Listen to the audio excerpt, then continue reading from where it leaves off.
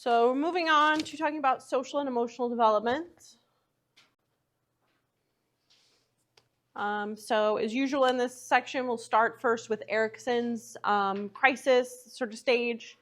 And we'll see that according to Erikson, at least, one of the most important things happening during this time is trying to create and maintain intimate relationships. That can come either through like romantic relationships or also through more like intimate friendships. That's a very primary goal that's happening in young adulthood. And then we'll also talk a little bit more about career stuff again. We already kind of covered career, mostly like how it impacts our cognition, but we'll talk more about some of the social aspects of choosing a career and some of the social difficulties, I would say, that come with finding a career. So like I said, starting with Erikson. So according to Erikson, during this phase, keep in mind we would have just come out of adolescence, out of the identity versus role confusion stage. And so according to Erikson, the focus now is on intimacy versus isolation. So the idea of intimacy is, Erikson focused a lot on the romantic relationship aspect of that. We'll talk more about how friendships can also provide this type of intimacy. But according to Erikson, like finding commitment to an intimate partner is one of the primary goals. That can involve sort of giving up some of our independence and also redefining our identity. So throughout adolescence, we're working on building up that identity. Then if we get into a relationship with someone, then that can often kind of impact the way that we view ourselves. That relationship almost becomes like a part of our identity. And then, like I said, in addition to romantic relationships, it's fostering like good friendships that will hopefully last a lifetime. Also fostering good work relationships, feeling like your work environment is safe and comfortable and enjoyable. Those would all fall on the side of intimacy. If those goals are not achieved, then someone might fall on the side of isolation. They may be hesitant to form close bonds with the people around them. They might fear losing their identity, so they push back too hard and end up losing some of the people that are important to them, and then end up feeling isolated throughout young adulthood. So we're going to focus first on romantic relationships, and then we'll talk a little bit about, like I said, how friendships can also fulfill this need of intimacy during young adulthood. To start, I want to talk a little bit about how we go about picking a mate, how we select a partner that we are presumably possibly going to be with for the rest of our lives. So we're talking about long-term mate selection here. And I want to talk a little bit about a perspective that comes from evolutionary psychology, which I don't think we've talked about too much yet in this class. I know I had quite a few of you in like Psych 100 and we talked about it there. But I want to give you a few caveats before we get too deep into this. So first, let me give you a little bit of background on what evolutionary psychology is, kind of its base assumptions. And then I'll tell you some sort of criticisms of evolutionary psychology before we get into the details. So evolutionary psychologists, basically, they have this idea that humans kind of reached where we are physiologically about like 20,000 to 2 million years ago. So around that time, we would have reached like the Homo sapien, species. And for the most part, we haven't really evolved much since that time period, according to evolutionary psychologists. And that would include, a lot of the physical aspects of our body, but it would also include the evolution of our brain as well. So according to these researchers, we have a brain that's adapted to live in like this environment from 20,000 to 2 million years ago. Obviously, we're living in a modern environment. And in a lot of ways, this environment doesn't fit the brain that we evolved to have. And so evolutionary psychologists apply kind of that framework to describing how we go about picking a mate. Now, one of the biggest criticisms I'll tell you about evolutionary psychology is that it's not really a falsifiable field of science. If you think about other branches of evolution, like normally we're talking about evolution, we're talking about biology of other species. The main piece of evidence that they typically use to verify their theories is like the fossil record, right? So we can look at fossils of other species from a really long time ago, compare them across different time spans to see how a species evolved. But the difficult thing with evolutionary psychology is they're always talking about the brain and how the brain evolved, but we don't have any fossilized brains. Like brains just do not fossilize well. They're actually the very first organ that like decays whenever you pass away. So I think the oldest preserved brain that we have on record is like 2,000 years old, which is, not this, that's very recent compared to 20,000 or 2 million years ago. So because of that, I would say we should take a lot of what evolutionary psychologists say with kind of a grain of salt. It's sometimes is good, like it sounds good. It's good at explaining certain things, but it's maybe not super scientifically valid. So just keep all that in mind before I say all the things I'm about to say. The other thing too, the other big criticism of evolutionary psychology, it focuses almost entirely on like cisgender heterosexual relationships. So that's what we're going to talk about because that's what the research is on, but it really excludes like anything that's outside of that framework. So having said all that, evolutionary psychologists basically have identified that men and women have very different priorities whenever they are choosing who they want to be in a relationship with. So men in general tend to prioritize things like youthfulness, beauty, and faithfulness or loyalty. Women tend to prioritize things like domestic skills, did I say that backwards? No, women. Women tend to prioritize things like financial status, intelligence, more like personality factors, things that, indicate that the man might be committed, etc. So these are, patterns of differences in mate selection that have been observed through lots of different techniques. One way that researchers have found these differences is to look, this is very outdated, but this would probably also apply to more modern methods as well. But a really outdated way they did this is looking at like newspaper ads. So before Tinder, before the internet, people used to, if they were like trying to find someone, they would put personal ads in the newspaper. So in the newspaper, you would see like little ads that would say like, oh, I'm a female, I'm 35 or whatever. I'm looking for a man that meets these qualities. Here's like my contact information. And that's one way people would find each other, right? So researchers actually combed through like a bunch of those different personal ads and looked for what women were looking for versus what men were looking for. And that's part of how they came to this list. So that's just like one method. I'm sure there's been researchers who are more modern who have looked through like Tinder profiles, right, and found like the same results basically. But yeah, so they tend to find these patterns that I have listed here. So evolutionary psychologists basically explain that these differences, like I said, are due to the way that our brains evolved in this previous environment that we used to live in. So the idea was that there's just kind of some general facts about men and women that make us different and that lead to these different priorities. So those facts are, first of all, that, when a woman gives birth to a child, she can be 100% certain that that child is hers, whereas the man, who is presumably the father of that child, can't be certain that that child belongs to him. Again, especially in evolutionary times when we didn't have like paternity tests and things like that, like if the woman's cheated, there's no way to know. And so a man might end up, raising and giving resources to a child that doesn't actually belong to him, that isn't carrying his genes. Another just sort of general fact that evolutionary psychologists point to that explain these differences is that women by nature are going to be more invested in their offspring than men. Just by the sheer fact that like women are pregnant for 9 months, and for those 9 months, their body is entirely devoted to like taking care of this offspring. That's going to create this sort of imbalance in how much investment there is between the two genders. And then the other fact we already kind of talked about is this idea that women's fertility tends to decline very rapidly compared to men's. So evolutionary psychologists basically say that all those three facts can explain away these gender differences. So men tend to look for women who are youthful because they want to make sure that whatever woman they're mating with is actually still fertile within that fertile window. And so that's really what they're looking for, is just someone who's younger, who's youthful, that, a lot of the indicators that we have of attractiveness in our society are really indicators of youthfulness. And also they kind of sometimes correlate with like estrogen levels. So for example, one of the most consistent markers of attractiveness of the body is what's called the waist to hip ratio. So that's like how wide your waist is compared to the hips. And it's been found that a smaller waist to hip ratio is actually correlated with higher levels of estrogen, which means a woman with a higher or lower waist to hip ratio is more likely to be fertile and to be able to get pregnant, basically. So men are basically just looking for someone that is fertile that can get pregnant.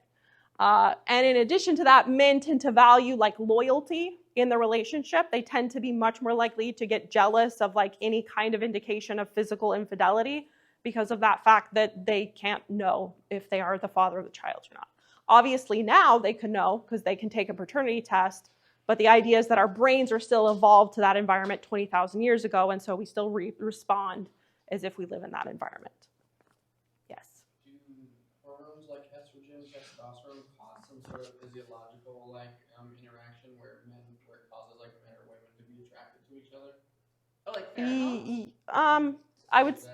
I would say hormones do, but they're not like pheromones. Humans actually do not have the receptors to detect pheromones.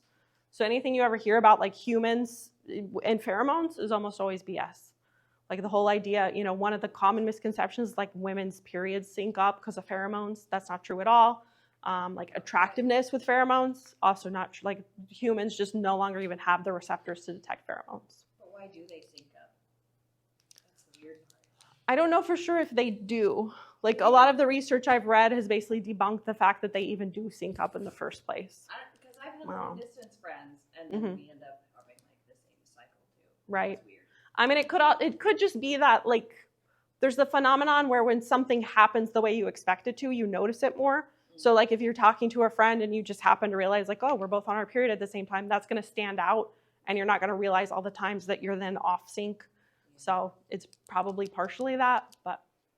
So if you do have more estrogen or more testosterone, it attracts the opposite sex? No, it would be like if a woman has more estrogen, she's more likely to be attracted to a man. You see what I'm saying? It's not that estrogen is going to attract a man, it's that it's going to make her more like, receptive to relations. So she'll be more likely to be attracted to a man. And if a man has higher testosterone, he's also going to have like a higher libido, like be more likely to pursue a woman. Yeah. So if someone has less, are they more likely to be attracted to the same sex? I would say they'd be more likely to just have a low libido, like to not be attracted to anyone. Yeah. Like that's a common finding with, like what we were talking about earlier with low testosterone.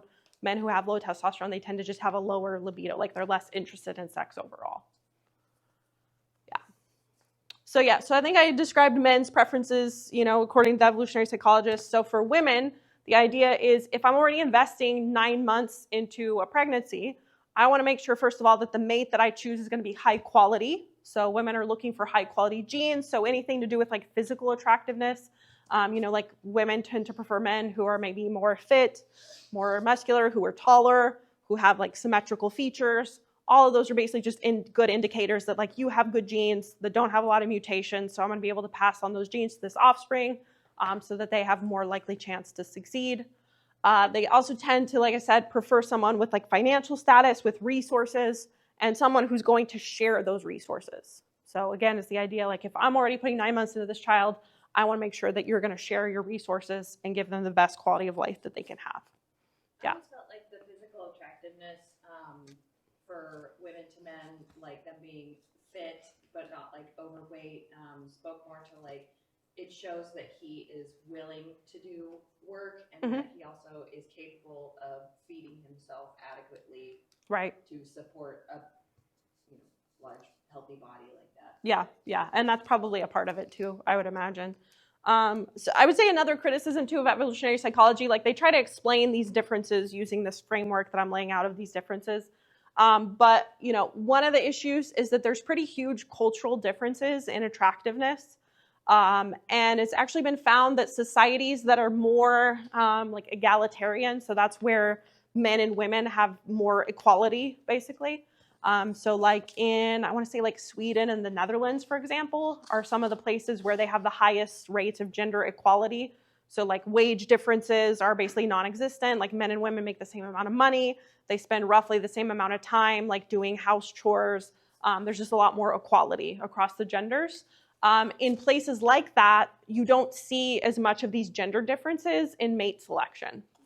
So some of that would suggest that it has nothing to do with our evolution, because if it was human evolution that's causing this, then all cultures should be the same, because we all, according to evolutionary psychologists, basically stopped evolving 20,000 to 2 million years ago or whatever. So whenever you have those cultural differences, that suggests that really a lot of this is driven by just societal experiential factors. So it's kind of like the debate on, like, you know, genes versus experience, but on a human scale instead of an individual scale. It seems to be like cultural experience plays a huge role in developing a lot of these gender differences in mate selection. Was there anything else to say about that? But yeah, but the idea is that, like, when we're selecting a mate, generally these things do sometimes come into play. You know, they drive some of our decision making in who we're going to choose.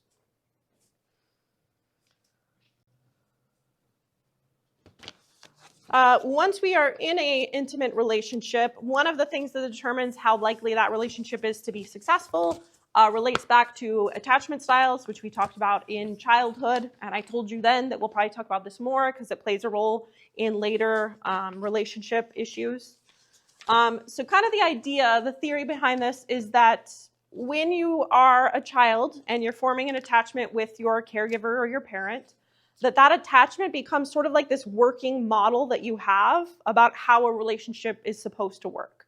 So that attachment you have with your parent is almost like the norm that you're going to compare all your other relationships to. And so you're, in general, going to seek out relationships that are similar to that attachment style you've had with your parents. So then that's obviously going to affect your adult relationships in all kinds of ways. So this table kind of lays out like how each attachment style results. So someone who had a secure attachment style in childhood, they are going to develop a working model where they're very comfortable with intimacy. They're very trusting of other people. They can be vulnerable and share secrets and, you know, share everything about themselves. So in adulthood, their relationships are going to contain trust, happiness. You know, they're going to focus more on friendship than some of the other aspects of love. They'll be very empathetic. One of the biggest determinants of whether a relationship will be successful or not is how people resolve conflict. So every single relationship, no matter what, is going to have conflict because people are different. We disagree about things, like it's just inevitable. People who can use a constructive conflict resolution method are going to have the most successful relationships. So constructive conflict resolution is where both sides express their wishes and their needs directly. So there's no like beating around the bush or being passive aggressive. They just say what they want or need directly to each other. And the partners are able to listen to each other patiently and listen actively. So a lot of times when you're in a conflict with someone, you might notice where, like, whenever they're saying their piece, instead of listening, you're actually in your head trying to figure out what your next argument's going to be. And that's not active listening, right? So active listening is where you shut off that part of your brain that wants to argue and you just actually listen to what they're saying.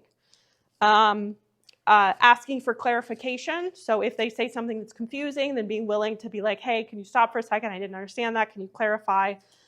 Being willing to compromise. Being able to accept responsibility for your own actions. And then being able to forgive. Also, using humor during conflict is a huge marker of like a positive relationship as well. So people who had a secure attachment style in childhood are much more likely to be able to use that style of conflict resolution and therefore have a more successful relationship. Those who had an avoidant attachment style with their parents, they tend to really value their independence above all else. So they may have a hard time forming a healthy attachment with another person if they feel like they have to give up, give any ground on that independence. They tend to be a lot less trusting, a lot more anxious in their relationships. So for them, it can be very hard to find a relationship to begin with. They may be more likely to have like one-night stands and really just lots of like back-to-back dates or casual encounters. They're more prone to jealousy. They may be emotionally distant, so they're not willing to share anything about themselves. They may have kind of like a hard shell, like it's hard to get deep into, any of their desires. So they tend to not be very supportive. And they also tend to have really unrealistic beliefs about what a relationship should be. So they tend to believe, like the relationship should basically just give them all kinds of good benefits and it shouldn't require a lot of work. So they tend to be very unrealistic. And then finally, those who have had a resistant attachment style in childhood, they tend to be very quick to fall in love, and they want to very quickly merge. So this would be the type of person you've been dating them for a week and they're talking about marriage already. So they're just wanting to commit as soon as possible. They can also be very jealous, kind of similar to the avoidant. They also tend to be very desperate. So like I said, they just want to jump into a relationship really immediately.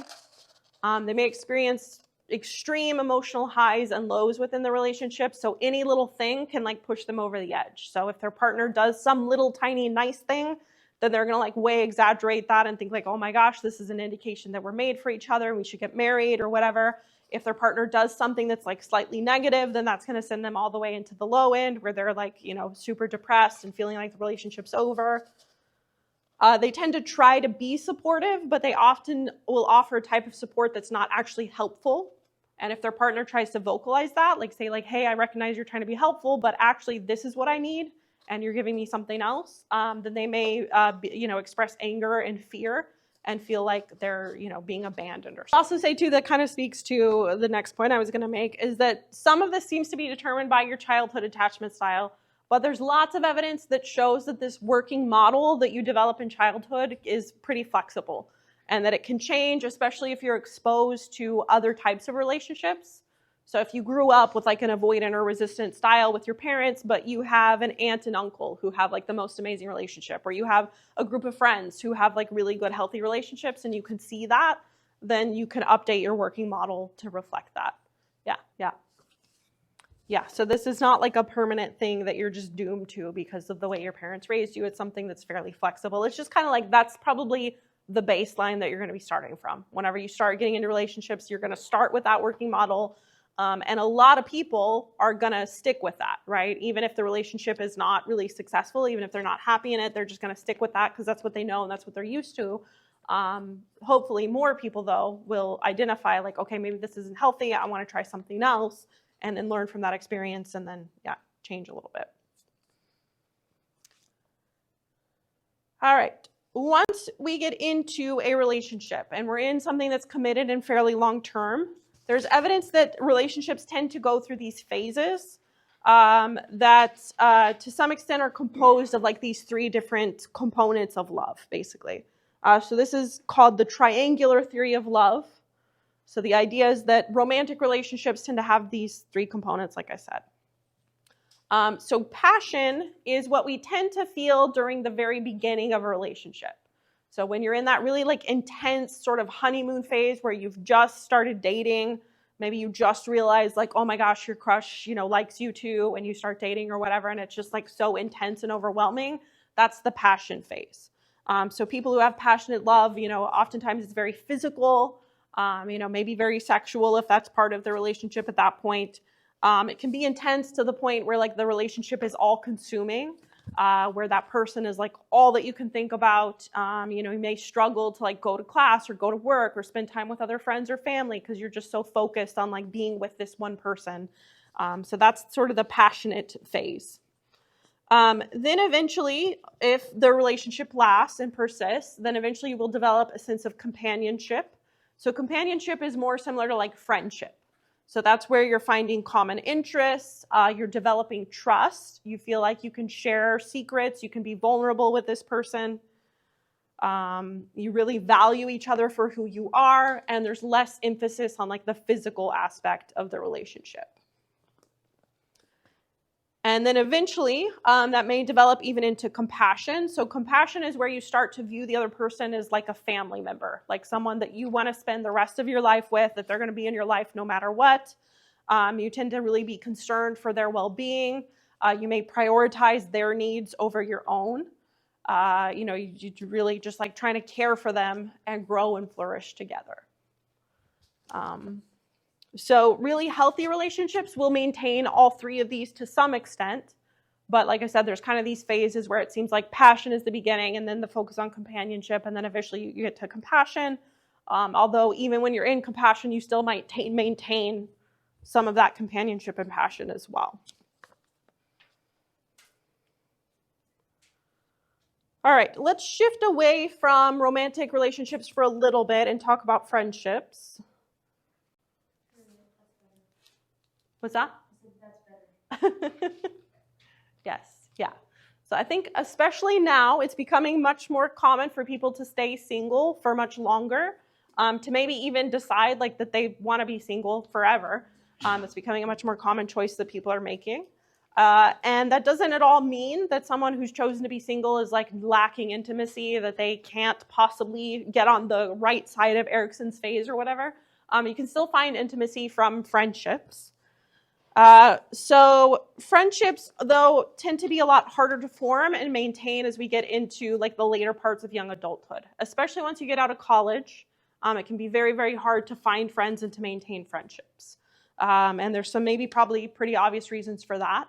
So one is that, once you graduate college, you often go very different ways. Your friends might move across the country to different places. So there's long distance involved. You also then obviously are almost always going to be getting into some sort of career that's going to take up a huge amount of your time. So that can make it very difficult to maintain those friendships. And then probably even if you yourself stay single and don't have a family, your friends might, get into a relationship and start having kids. And so all of that is basically just like eating away at the time that you could possibly spend with each other. And then also just like the things that you have in common start to decrease, right? It's like when you're in college or high school, you're taking the same classes, you're, in the same group of friends, you have the same teachers. There's all these things that you can relate with and talk about because you're in the same environment. Once you get out of college and you've kind of gone your separate ways, then it's a lot harder to find that common ground. And so it's very common for relationships to just kind of like fizzle out as you get into later parts of young adulthood. Yeah. Increase in cross-gender friendships as we get into young adulthood, especially for women. The statistic always confuses me a little bit, but it's in like the textbook and stuff. So I keep trying to do the math in my head of like how this works out. But somehow women end up having more male friends, whereas men are more likely to stick with men. So then I'm like, okay, well, where do the men come from that are friends with the women? But yeah, but I'm sure there's some way it works out in my brain, just like is never operating on the right level to make sense of it. It's got to be like the same group of men being friends with lots of women is my guess. So then you got lots of women who are friends with these men, but then outside of that bubble is men hanging out with men, I guess. I don't know. This is a Matt Rice joke. Waiting to happen. He's not your friend. Yeah. He's not your friend. Maybe that's, yes. I never thought of it that way. It's probably what's going on. I would also like men have friend groups. They kind of hang out with each other in groups. Yeah. Whereas women can have like a one-on-one friend. Yes. So like for me, I think all my friends, I wouldn't really want to hang out with them together. It's kind of like I have this friend, I have this friend, I have this friend. Right. I think men are more like, yeah, this group of dudes that we all hang out with. And then they all each are friends with women. Yeah. Yes. Yeah. That makes sense too. There's lots of possibilities here of how it could work out, but I don't know for sure which one is the true one. So I need to dig into the details on that a little bit more. All right. So point though is that friendship's also still very important, particularly if someone does not have the romantic relationship. That's a great way to fulfill that intimacy, still get value that I was adding to it. And it's kind of just like obvious, like you leave home, you pick a partner, you get married and you have kids is the cycle that has been the norm for a while at least. Did you get it? Yes. Okay. So yeah, I was trying to dig through my notes to find the stats. So let's see. So about a century ago, so 100 years ago, 60% of people between 18 and 29 were married. Now that's down to 16%. Yeah. So 100 years ago, we're talking here people from 18 to 29. 60% of them were married. And now that's down to 16%. Like living together? Oh. Yeah, so cohabitating is where you're living together but you're not married yet. And in a romantic relationship, so like roommates would not be cohabitating. It's where you're living with someone that you're in a romantic relationship but you're not yet married. Yeah, so you can see the rates of people getting married in this age range has dropped drastically. That's an N, not an M. That says now, not Mao or Mo. There we go. And the number of people cohabitating has increased pretty drastically. I probably have stats on that in here somewhere, but I don't want to dig through and find them yet. Yes, yeah. So there's lots of reasons for cohabitating rates increasing. Part of it is due to also the fact that like religious beliefs have been declining in our country as well. And one of the main reasons that people might avoid cohabitating is if they have like some sort of religious belief against it, like they believe that you have to be married to live in the same household. So that's part of it. But then also I would agree things like the economy. It's very hard to afford a house or an apartment by yourself. So if you have a romantic partner that you can share that, mortgage or rent with, then that's very helpful. My older sister was really religious when she got married. Mm-hmm. And she got married at 18 and she claimed she was a virgin. But then she told me later on that they soaked. And I was like, you're the biggest dork I've ever known. Like, just do it. Yeah. Get married anyway. Yes. That's funny. Yeah. I've heard similar things of like loopholes and workarounds too. Yeah. Yes. Like, just do it. Yeah. My notes are not very organized today. I apologize for that. I'm just making sure, like a lot of the stuff, we've also kind of jumped around just in conversation. So I just want to make sure I haven't missed anything like super important. I don't think so. I think the main thing I was trying to say in this slide is that like people in this age can be in all kinds of relationship statuses. So you're going to have some people who are single, some who are cohabitating, some who are married. You may even see divorce. Oh, divorce, I think was the other thing I wanted to talk about here. That's what I was trying to find, my graph. So I really should put this graph too on a slide so I don't have to draw it out. But I just wanted to briefly talk about the kind of life cycle of a marriage. And how sort of satisfaction in the marriage changes over time, and increases in likelihood of divorce also change. So I'm just gonna draw this graph on here real quick. So over here we're looking at basically like relationship satisfaction.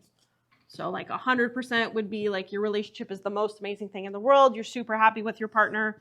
0% is like you're getting divorced basically. And then we're looking here at kind of the stages of the marriage. So here is when you first got married. And this graph is assuming that the couple has had children. Then we get to where the first child is in preschool. First child is an adolescent. And then first child leaves home. Or actually this would be last child leaves home. So maybe we'll call that empty nest.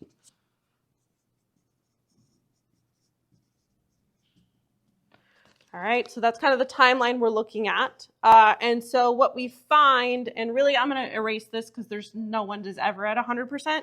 The highest this graph goes actually is 40%. Yeah, for like relationship satisfaction. And it goes, so when you first get married is when it's going to be the highest. And then it drops down to its lowest around the time that the first child is an adolescent. Yes. These are like averages, right? Averages across a lot of people. So that would indicate maybe that like some people are at 100%, but then there's enough people close to 0 at the beginning of a marriage that it averages out to about 40. Yes. Yes. And then after adolescence, it goes back up. It's kind of a wonky shape, but eventually it gets back up to kind of the same levels as an empty nest. So there seems to be something about having kids, getting them through adolescence, that is the most tumultuous part of a marriage. And if you can survive that part, then there's a good chance that once the children leave the house, then that's going to pick back up. I've never seen any very satisfying explanations of this, especially because the interesting thing is, like, I plotted it for a marriage that has kids. But if you look at marriages that don't have children and you just look at the number of years they've been married, the graph looks almost identical.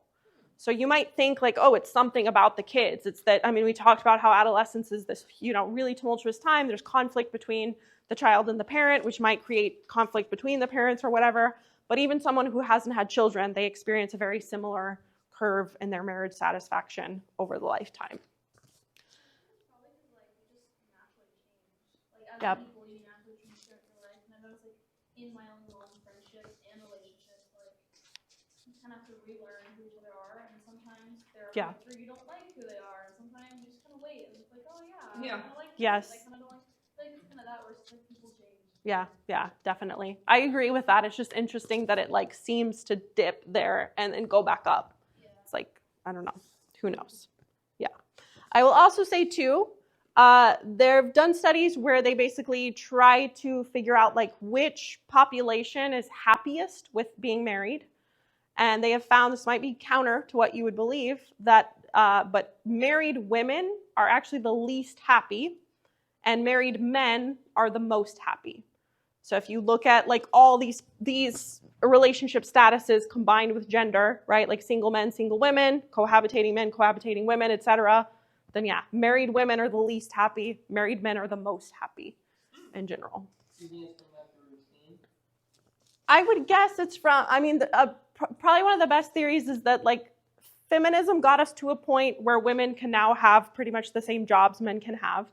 And our economy is such that now we have to have two people working to maintain a household. So women are working just as much as men are, but feminism hasn't gone far enough to where men are then like doing equal work in the household.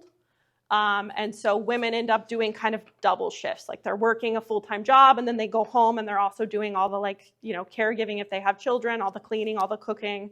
And they start to feel like almost like their husband is another child instead of a partner, is one of the biggest contributors, I would say, to that like dissatisfaction in marriages. Again, that's a generalization. So moving on. Last thing. So we already talked a little bit about career, kind of the impact that it can have, like if you choose a career that it has, good flow, can help with cognitive enhancement, etc. But there's also, strong social aspect to establishing a career. So we can talk about it in terms of social stuff as well. So I will say most people, when they start a career, they often experience disappointment at the start of that job. And that can be true even if it's a career that like you've done tons of research and you've got a whole college major and you feel like you're going to be an expert in this field and you know everything about it. And then you start the actual job and you're like, oh my gosh, this is not at all what I thought it was going to be. So it's a very common experience to have that. And part of that comes, I think, from a little bit of like residual idealistic thinking from adolescence. Like we tend to think of, whatever career path we've chosen, we focus on the positive aspects. We focus on our goal, like why we want to achieve that. And we often ignore like some of the negative things that come along with that job. And so again, just very common that people feel a little bit of disappointment whenever they start. I'm pretty disappointed with aesthetics at first too. Yeah. It was rough. Yeah. I'm not good at selling things and I don't like it. Right. Yeah. And I'll be honest with the people too. They're like, well, what kind of difference is this going to give me? And I'm like, honestly, if you just follow the 3 basic principles of taking care of your skin, that's going to give you a lot of results. Right. Yeah. Yes. I feel like I'm lucky. Like instructors and professors tend to have kind of one of the highest qualities of life of any job or profession or whatever. And I feel like it makes sense because we're so like I knew totally what I was getting into before I did because I was a student in a classroom and you could see like very clearly what a college professor is doing. Although I do a lot of stuff besides teach. But still, then even like in grad school, you get exposed to more and more and more of what the job is going to be. So then by the time I actually got a job, it's like, okay, I've got this. I know what I'm doing. But I feel like that's really rare. I feel like most careers, you learn some stuff in college maybe, and then you go off to do the actual work. And a lot of it's going to be very different from what you learned, or like the stuff you learned in college just doesn't apply. Or, there's all this other stuff that you didn't learn about. So, yeah, very cool. A lot more on the job than yes. in school. Aesthetic school was only like 4 months too. And it was like, yeah. They didn't even teach us how to do microdermabrasion. I had to learn that on the job. Right, yeah. Yeah, so because of that, a lot of people will actually change career paths pretty quickly after graduating and starting one career path. They might feel this disappointment and then they switch to something else. So it's very common to switch careers in like late 20s after you've graduated college and kind of established something. It's been found that finding a good mentor is one of the most important aspects of enjoying the job and also being able to be successful in terms of like advancing, getting promotions, getting raises, things like that. It's kind of tricky though, because there's some research that shows that having a bad mentor is actually worse than having no mentor at all. But then having a good mentor is way better than having no mentor. So if you're trying to find someone that you can model after in your career path, then it's really important to try to vet them and like make sure that they're going to be a good model. That they're not going to steer you down a bad path in some way. Finding a good mentor is particularly helpful for women and ethnic minorities in the career force because they tend to face a lot more barriers and issues. And so again, finding a mentor can help with like overcoming a lot of that. We already kind of talked about this, but for women, one of the issues is just that like work-life balance. So going into the workforce and then also having time afterwards to work on all the, childcare, housework, etc. And then also maybe hopefully finding some time for hobbies or things that are fulfilling. So it's very common for women to experience what they call role overload, where they just feel like they're doing way too much and they don't have enough time to spread out. And so oftentimes women can fall behind in the career force because they're more likely to be the one that's going to have to stay home if the child is sick, and so that ends up impacting their ability to get promotions and raises and things like that. For ethnic minorities, there is a very clear racial bias in the workforce. There's been all kinds of studies where, for example, they will send like a batch of resumes out to different jobs. And all the resumes will be identical, except they'll just change like the name. So they'll have a name that's like very obviously Caucasian, like John Smith, and then have a name that's maybe like Hispanic sounding, like Jose Gonzalez or something like that. And that's literally the only difference between the resumes. And they find that the ones that have the ethnic sounding name get way less callbacks than the ones that have the more white sounding name. So there's just all these biases that are very well established in the literature and the research that shows that it's much harder to get a job and then to get promotions and advancements for ethnic minorities. So again, having a good mentor can to some extent help counteract that. A lot of places now have like specific measures in place to try to reduce these biases, and they help to some extent, but nothing is perfect. So it's still a pretty big issue at this point. All right, I think that's all I have for young adulthood. Any questions about any of that?